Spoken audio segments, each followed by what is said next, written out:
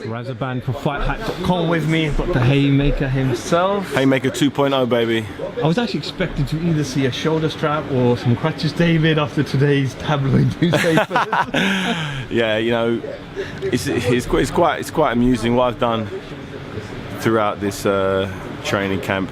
You know, you get people in the game, you get people who want a bit of a gospel info. So you give them a little something. Oh yeah, my shoulder's playing up, or yeah, my dodgy, my back's playing up.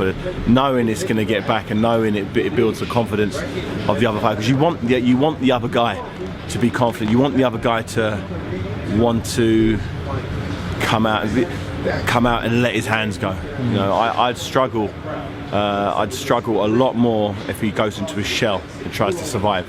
You know, I'd hate that to happen. I need him to believe he can win this fight, and he believes. He straight up believes. He said it to my face. I know you've got one arm. You're a broken man. He believed it genuinely. He wasn't lying. In his heart, he believed it. And that's good. That's good. That means it's going to be a fun fight. While it's lasting, it's going to be a fun fight.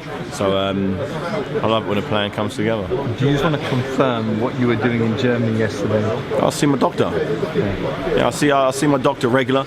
I see my doctor probably, I don't know, 2-3 times before every fight, just to make sure you see him right at the beginning, in the middle of training camp, and right at the end of the training camp, to make sure everything's running smoothly. If there are niggles, all fighters have niggles, just to make sure all the niggles are nice and smooth and everything's a-okay. So it's quite amusing to see how everyone thought, the fight's off, David Haye. The sun and the mirror. The sun both said, you know, the fight's in jeopardy. I'm like, where did this come from? But, you know, is it? Adds to the spice. I'm healthy and fine. How did I look to you? Sharp. There you go. I feel very good. You had to hold it in today. I had to hold it in. I'm saving it for Saturday night. I feel good. I feel really, really good. And I'm looking forward to really putting a combination together that really hurts this boy, because he deserves some pain. He's talked his way into this fight. He doesn't earn it. He hasn't earned a big, massive payday like this. You know, this will be probably 20 times more. You know, 20 times more for this fight than he ever has for any of the other fights.